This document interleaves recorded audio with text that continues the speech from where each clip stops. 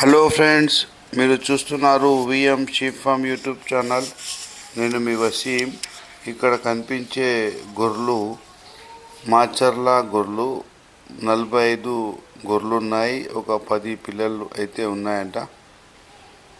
అయితే దీని ధర వచ్చేసి ఇతను 28,000గా చెప్తున్నాడు. లాస్ట్ ధర అంటున్నాడు. అయితే కొద్దిపాటి బేరం అయితే ఉంటుంది అంటున్నాడు.